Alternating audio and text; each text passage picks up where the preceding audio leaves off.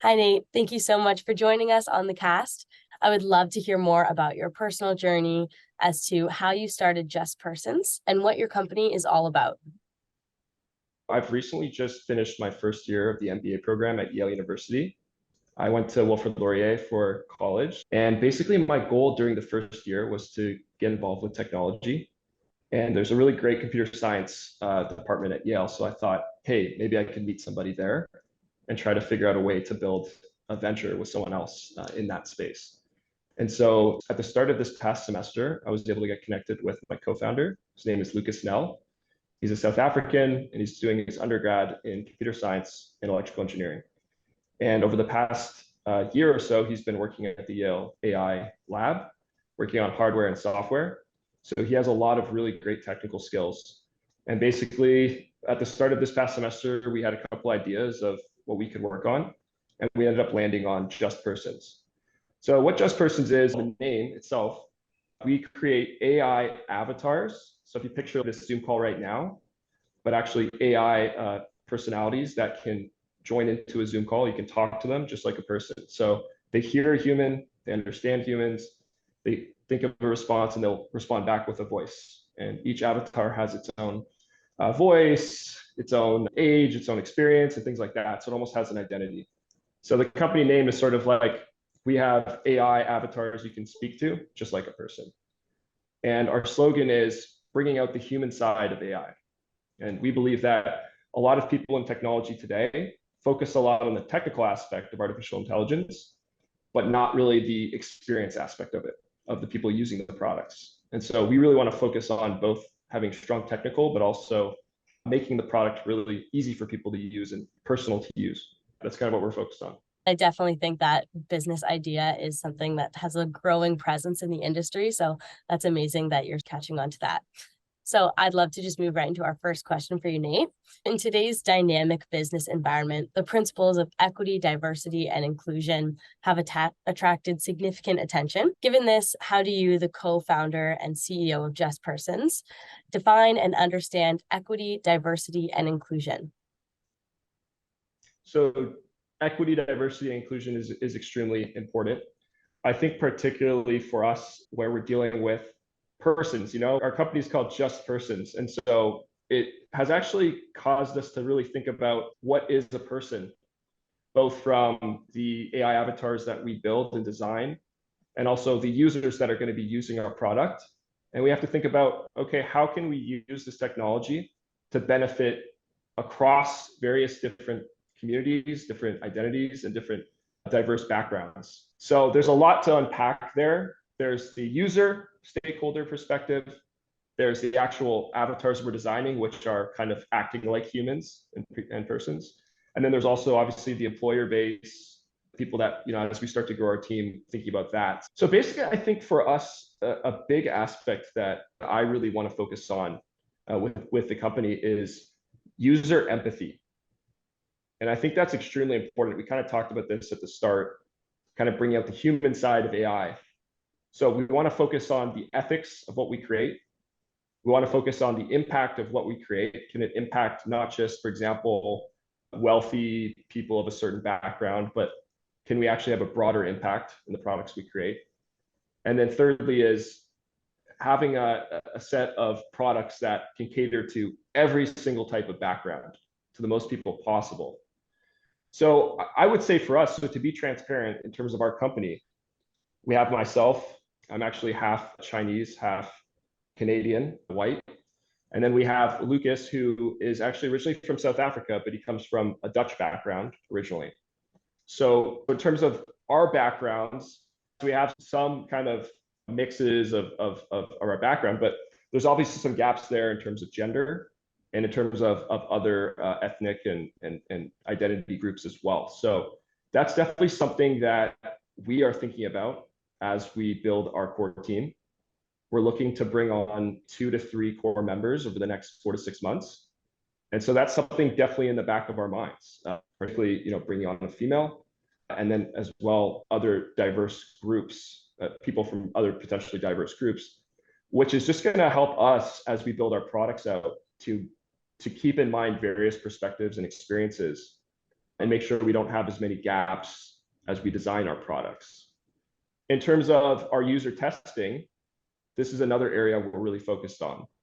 So we've recently released our latest product, which is focused on work productivity. So basically, with our work productivity app, you log into the browser or you go on your phone, you talk to an AI avatar, and basically explain to the AI avatar some sort of work product you're trying to create. So it could be a blog post, it could be a strategy document that you're preparing for your boss or for your board of directors. It could be something personal, like a poem. And basically, through that conversation with the AI avatar, the AI avatar will start to kind of sketch an image of what that product might look like. So you could say, hey, I want to do a blog post about Illuminate, what I learned this summer.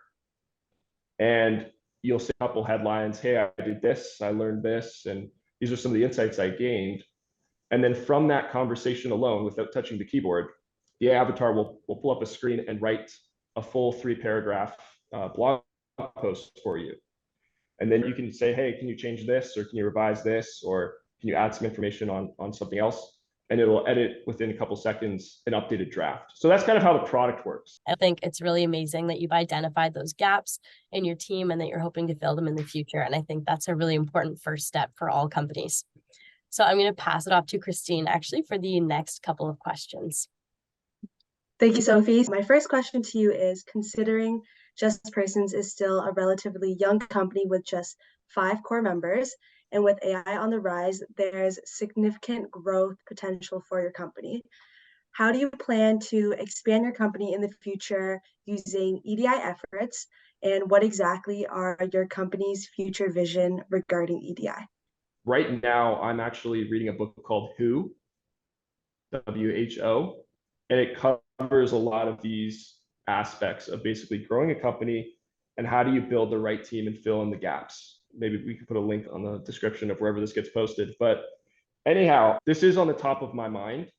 And I would say, here's one thing I would raise as a challenge, a very legitimate challenge that a lot of founders, and particularly in the tech space, a lot of entrepreneurs may face, and we're certainly facing this. I'll give you an example. So right now, Lucas is still finishing his last year at Yale in computer science. And I don't have the exact stats, we'd have to look it up, but I would say in the computer science department, there's probably 96% male and 4% female. So I think for us, one of our biggest challenges is the gender aspect of finding not only the people that have the skills or the training to work in computer science, but also the interest to work for a startup when they're getting so many offers from Google or from Facebook or all these other companies, and they're getting paid huge salaries. So that's something that we're definitely thinking about.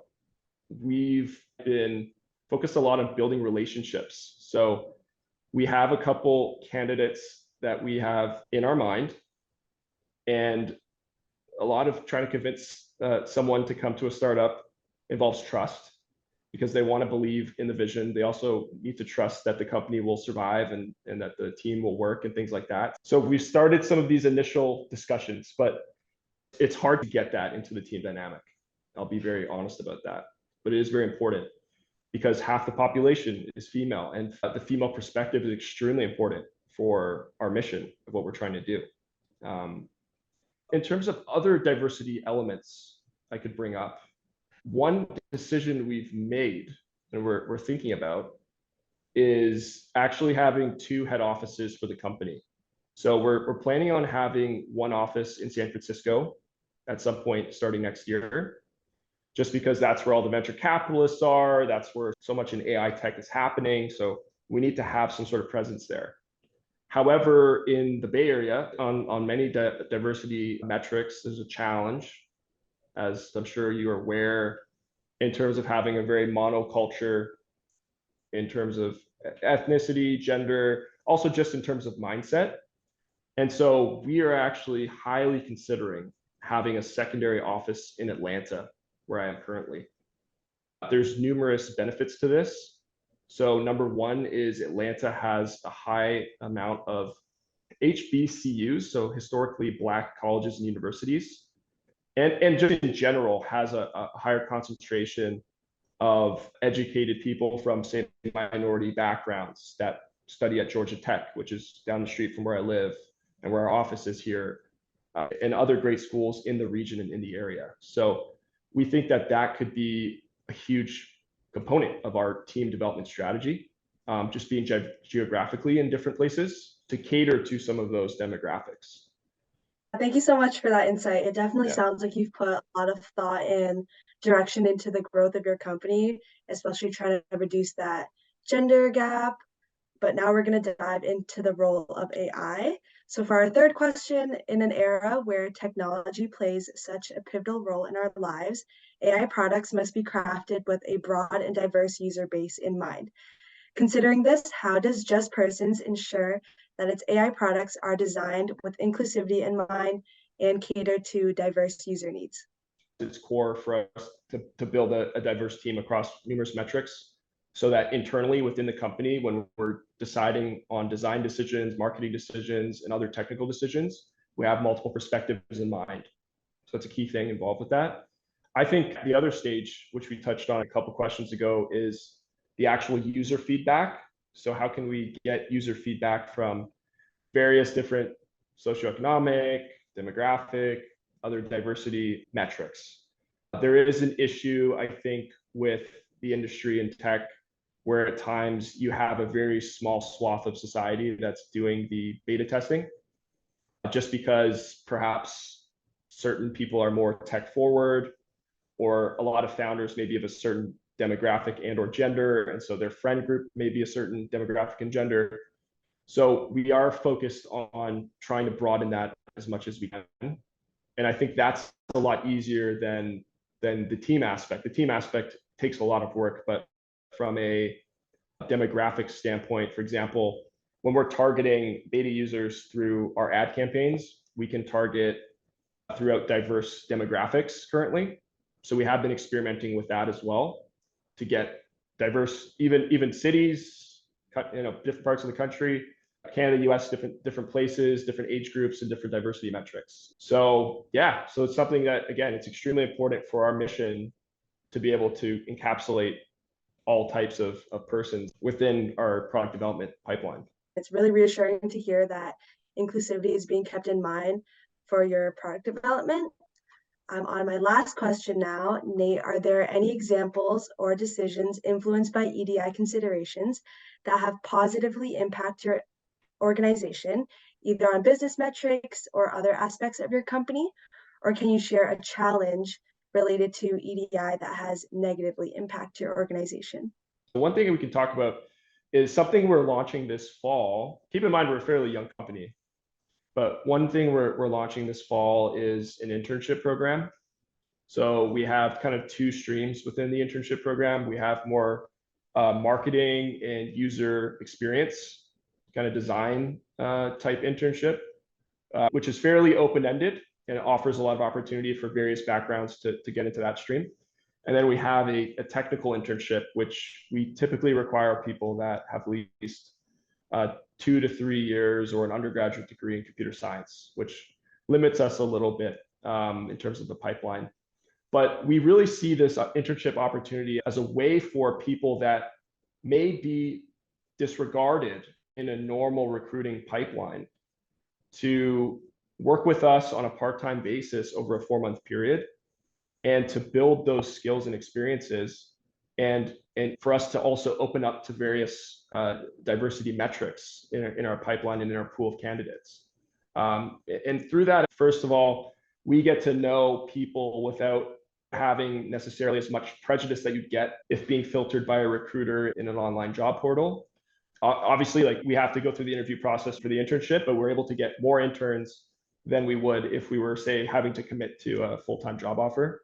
So there's that. And then secondly is just education. So our goal in terms of our internship program is, even if it may not be a fit for our side or the other person's side to join us after, we see it as a great way, just like with Illuminate, as a way to train people or give them that experience that they can then use to leverage to get a job in the future. Some people don't want to work for startups. Some people want to work for Google. Some people want to work for Facebook or other tech companies, Adobe, etc. we see this as a great opportunity for people to build those skills and to put that on their resume and to make them more competitive in the job market as well, regardless of their background. So we're pretty excited about that program. Yeah, thank you so much for that. That sounds like a great program. Nate, for all of those really great insights. I personally like how your internship program is sort of relating to Illuminate's mission as well. So I like that there's similarities there. So our last question for you today, reflecting on your journey from the early days of your career to now leading a startup where discussions around EDI are becoming very prominent.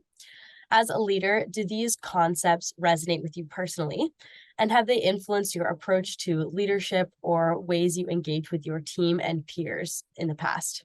I would say there was an experience I had actually in my upbringing that I think colored some of my views and made me more empathetic to some of these EDI principles or challenges or concerns. So one thing is my mother, so she's Chinese by background, but she grew up in Jamaica. So she grew up in a developing country, predominantly people of African descent that had been living there for a period of time. And so I've been back there many times over my childhood, basically. So that alone, I think, was really interesting, just like hearing stories from my mother on that aspect. And also when I was in college, I did a lot of trips to Latin America. I fell in love with the culture. So I did a homestay program in Brazil. I took multiple trips to places like Costa Rica, Mexico, Colombia. I studied Spanish quite a bit as well. And so it's interesting because I think EDI is something that Canada and the US, like there's a lot of emphasis on that. I think early on for me, seeing other cultures and other socioeconomic backgrounds and like seeing people that had a lot of ability or passion or worked hard, they just weren't given the opportunity to succeed like we have here in Canada or the US. So that put inside of me like a lot of compassion, and it helped me to realize how much privilege that we all have, but particularly that I have in many different ways. Coming from Canada, being able to go to a great university like Wilfrid Laurier University, University of Waterloo, going to Yale. There's so many things that we take for granted and that we have here. There's a lot of things that we can do to make a difference, both internationally and within our country, Canada, the US, etc. So I don't know if that answers the question, but for me, some of those experiences have basically given me a broader perspective on how lucky we all are, how lucky I am. And my hope is that as this company grows, it doesn't all just become about me, but that we can impact and do good with what we do and give people that particularly may not have been given as many opportunities because whatever biases or stigmas that exist in our society today, but giving those people more opportunity. And I would just close off by this. Our team has 5 people actually. So it's Lucas and myself. And we have hired 3 full-time developers in Latin America, Bolivia, that were working with us. And that was a great experience. Of course, there's a business reason for it as well. As an early startup, there's a huge cost advantage from hiring people in other countries. However, it's not easy because luckily I speak Spanish, but there are cultural differences, there's language differences. So we have to have a lot of patience. Mm-hmm. And ultimately, I think having done work with people offshore or in a different country has benefited them as well by giving them experiences with Western companies and all the things that we're working on. So I honestly think going forward, we would love to have an international reach in terms of our employee base, in terms of diverse cultures, as well as within Canada and the United States, bringing in people from diverse backgrounds and cultures and things like that. And hopefully that makes our company better in the long run. Yeah, definitely. I'm sure that it will. And thank you for touching on all those really important aspects. I think as a leader, having compassion and empathy is the #1 trait in order to lead a team effectively. And I really appreciate that your experiences have given you that. That was the last question that we have for you today, Nate. So I just want to thank you so much for being a guest on the cast today. I'm sure our listeners will really benefit from everything that you've shared with them today, especially in such an important industry that's ever growing. And just as we close off, if there's any listener here, regardless of your background, that's interested in learning more or potentially working with us or anything like that, happy to be a resource. Amazing. Thank you for adding that in.